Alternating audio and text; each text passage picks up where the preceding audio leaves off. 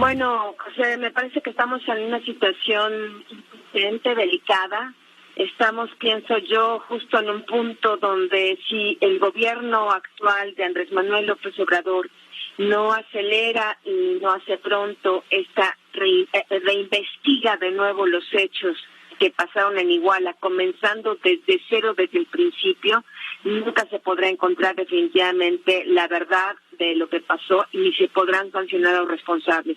Por desgracia, José, hasta lo que yo veo en este momento, no se ha ido a buscar la verdad de lo que sucede en Iguala, al menos no de lo que sucede en Iguala, al menos no con la celeridad que debiera suceder. Estamos hablando de que en Iguala, de acuerdo a mi propia experiencia, a los años que he estado yendo, porque incluso hasta ahora estoy continuando con mi investigación periodística sobre estos hechos, hay un montón de información todavía en Iguala de lo que sí pasó. Una vez que nos hemos desgastado estos 5 años en finalmente tener ya con veredictos judiciales que esa historia que nos contó la Procuraduría General de la República en el sexenio de Enrique Peña Nieto es falsa por completo de principio a fin. Una vez que ya finalmente los jueces lo determinaron judicialmente, es el momento de entonces reconocer que se tiene que comenzar de cero esta investigación y regresar al punto original, que es Iguala. Ahí en Iguala, y te lo digo porque lo sé, porque hablé con los vecinos, hay muchísimas personas, te puedo decir decenas de personas, si no es que cientos, en la calle Juan N. Álvarez, en el periférico donde está el Palacio de Justicia, en el centro de Iguala, locatarios, personas que tienen un puesto de tacos, de la farmacia, de las personas que iban caminando, de los vecinos, que fueron testigos directos de lo que pasó esa noche. Cuando yo fui por primera vez a Iguala después de que ocurrieron los hechos, a finales de octubre, principios de noviembre de 2014, se veía como la gente estaba todavía aterrorizada de lo que había sufrido, de lo que había visto y de la impotencia de no haber podido ayudar a estos muchachos. Y me parece que es ahí donde está esta verdad. Escuchaba yo esta mañana la llamada que hace el gobierno, el presidente Andrés Manuel López Obrador ofreciendo 10 millones de pesos, 1 millón de pesos a la gente que ofrezca información, recompensas. Pienso que más que con estas ofertas de dinero, lo que se debe de hacer es ir a Iguala y convencer humanamente a las personas de colaborar. Porque el día que se resuelva este caso de los 43 estudiantes, podremos abrir realmente una puerta para poder encaminarnos a resolver o ir resolviendo la desaparición de más de 40,000 personas que ocurrió en el sexenio de Felipe Calderón y en el sexenio de Enrique Peña Nieto. Y estas situaciones pasan en una situación en la que se tiene que investigar de cero de nuevo cuenta esta Anabel Hernández, aquella verdad histórica, aquella primera versión oficial que reveló el presidente de la República entonces, Enrique Peña Nieto, aquella versión del Procurador General de la República, Jesús Murillo Caram, las versiones que difundió el secretario de la Defensa Nacional, Salvador Cienfuegos, el secretario de Gobernación, Miguel Ángel Osorio, esa llamada verdad histórica, ¿cae por su propio peso? Son falsas, José, son falsas. Si me permites, justo aquí en mi computadora tengo una tarjeta informativa con fecha del 26 de septiembre de 2014. Es una tarjeta que está firmada por un hombre que se llama, que era entonces el encargado de la región, el coordinador operativo de la región norte de la Secretaría de Seguridad Pública del Estado de Guerrero, que se apellida Adame Bautista. Es una ficha informativa fundamental en el caso, porque tú recordarás que en su momento, inmediatamente cuando ocurrieron las cosas, después, pocas horas después de que ocurrieron los hechos, el gobierno de Enrique Peña Nieto, la Secretaría de Gobernación, la Secretaría de Defensa Nacional, todos dijeron que quién sabe qué había pasado en Iguala, que porque ni los militares, ni los policías federales, ni ninguna autoridad federal había conocido de los hechos hasta horas después. Incluso de una manera cínica, el entonces procurador, y están sus citas textuales en varios medios de comunicación que consignaron esto que él dijo, Dijo que, y menos mal que no habían estado enterados, porque si no hubieran ayudado a las personas indicadas. Aquí dice en esta tarjeta informativa: por este conducto me permito realizar una narrativa de hechos ocurridos el día 26 de septiembre de 2014. Esta tarjeta es dirigida al secretario de Seguridad Pública y Protección Civil del Estado de Guerrero. Dice: a las 17:59 horas, reportaron vía telefónica del C4 Chilpancingo sobre la salida de dos autobuses de línea Estrella de Oro con número económico 1568 y 1531 con estudiantes de la Escuela Normal Rural Ayotzinapa con dirección a la ciudad de Iguala de Independencia. A las 20 horas, arriba esta ciudad, el autobús número económico 1531 en la caseta de cobro número 3 de esta ciudad, etcétera, etcétera, etcétera.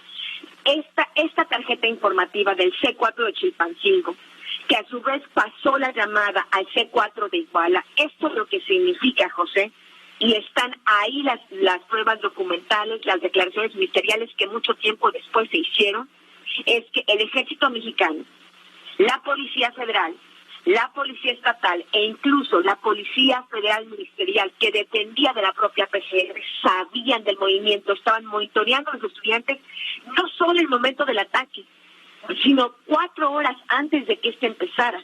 Aquí es donde se comienza, aquí es donde debe comenzar la investigación del gobierno de Andrés Manuel López Obrador.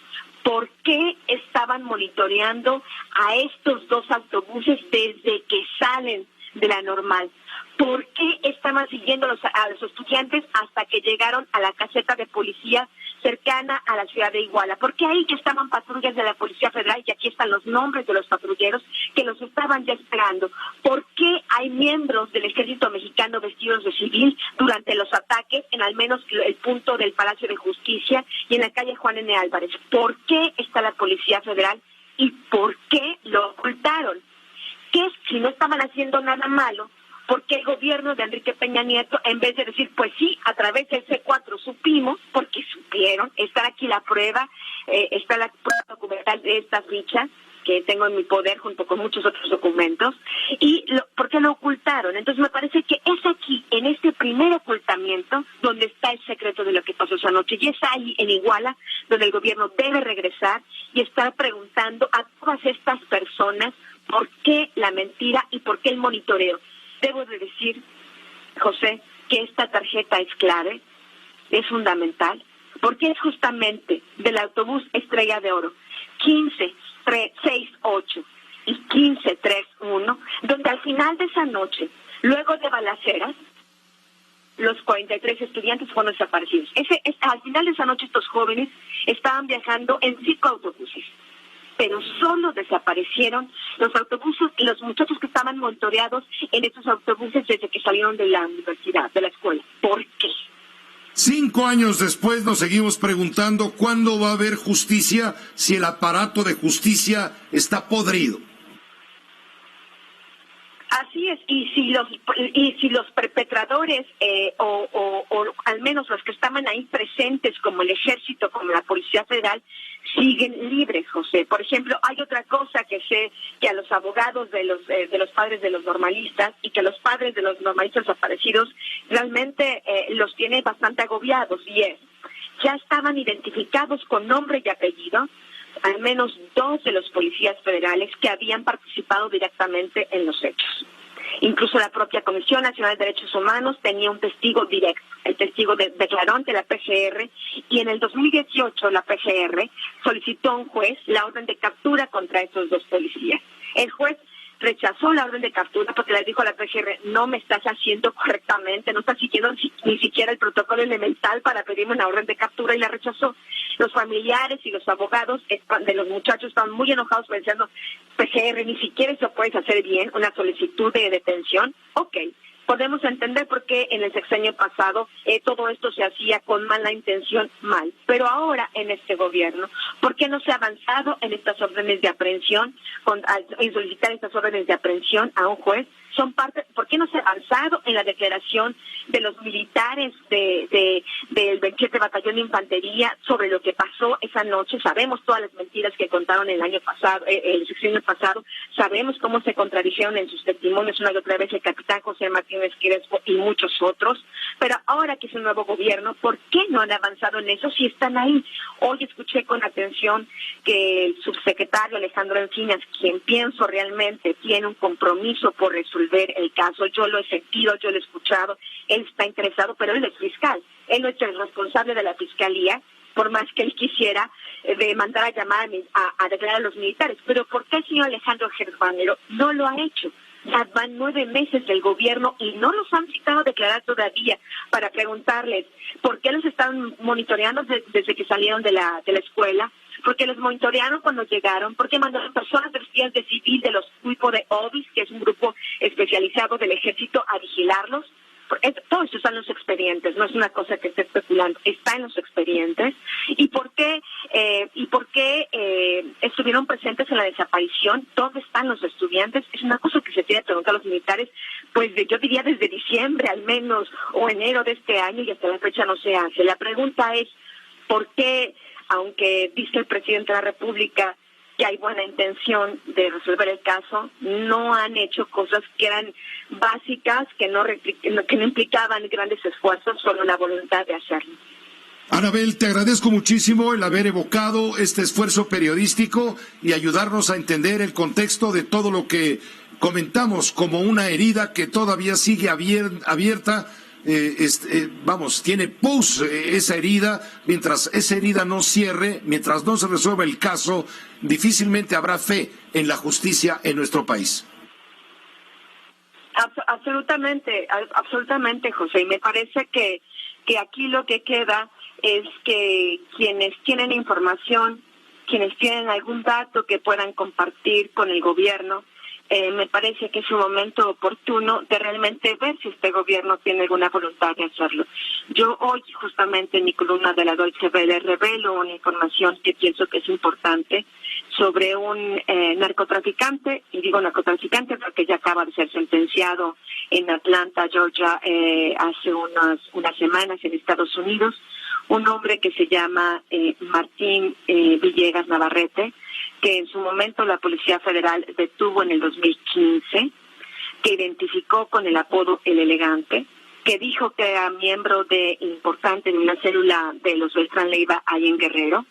Bueno, pues de acuerdo a mi información y de acuerdo a la propia plática que tuve con esta persona en una prisión en la Ciudad de México, porque yo, queriendo buscar y entender la verdad de lo que había pasado esa terrible noche en Iguala, fui a verlo, fui a meterme ahí a su celda en el reclusorio, una celda muy lujosa en la que por cierto lo tenían en vez de tener una cárcel de máxima seguridad. Y me quedó claro que es un hombre que tenía control total de la zona, muy por encima del Grupo de Guerreros Unidos. El Grupo de Guerreros Unidos, de acuerdo al gobierno pasado, era un grupo que trabajaba para los Beltrán Leiva, una célula, pero esta célula era muy pequeña en comparación a este capo que realmente controlaba la producción de heroína ahí en Guerrero, que se traficaba a Estados Unidos pues de diferentes formas, incluyendo autobuses.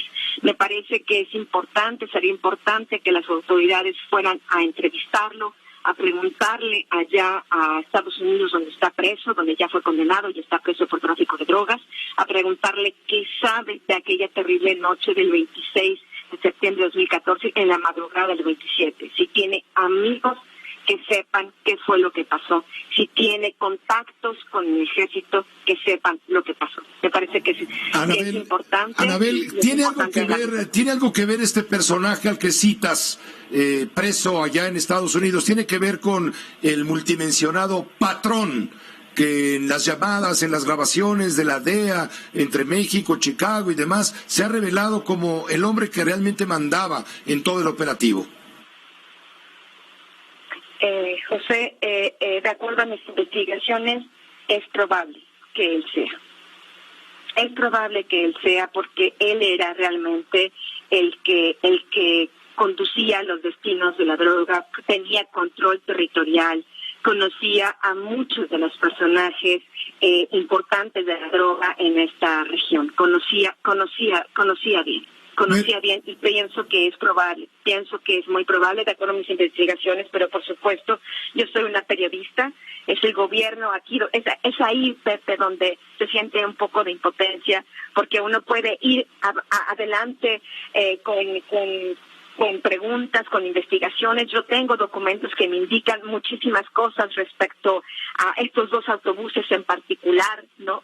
De que son monitoreados desde que salieron, son los únicos autobuses de donde desaparecen los estudiantes, de acuerdo a la información que yo obtuve y que planteé en mi libro La verdadera noche de Iguala. En estos dos autobuses, justamente el 1568 y el 1531, sería donde habría estado la carga, una supuesta carga de heroína con un valor de $2 millones, de acuerdo a una fuente de información vinculada al cártel de los Beltrán Leiva, y aparentemente esta droga podría pertenecer a este señor Villegas Navarrete, que está ya condenado por tráfico de drogas de México, Estados Unidos, ahí en México. ¿Me repites, por favor, el nombre de este hombre, el nombre de El Elegante? Martín Villegas Navarrete. La gente, cuando lo googlee, verá que fue detenido a mediados de 2015 por la Policía Federal, que la propia Policía Federal dijo que una cabeza de célula importante, un operador importante de los Beltrán Leiva. Y bueno, yo en mis investigaciones, en las leyes del narco y muchas otras investigaciones que he realizado, los Beltrán Leiva, independientemente del Chapo Guzmán o del Mayo Zambada o del cártel de Sinaloa, eran propietarios del estado de Guerrero desde finales de la década de los 90 y lo siguieron siendo aún con las guerras que empezaron entre ellos, con el Chapo, con el Mayo Zambada. Aún así, los Beltrán Leiva tenían tanto arraigo en el estado de Guerrero que aún así con las guerras sus células se quedaron con partes del estado porque tenían ya muchísimos años estando ahí, y sé directamente que el señor Navarrete, Villegas Navarrete, había sido prácticamente un discípulo importante, por decirlo de algún modo, del señor Arturo Beltrán Leiva, que había trabajado muy cercano a él. Él mismo me lo confirmó en su momento, y bueno, hoy está condenado, sentenciado a varios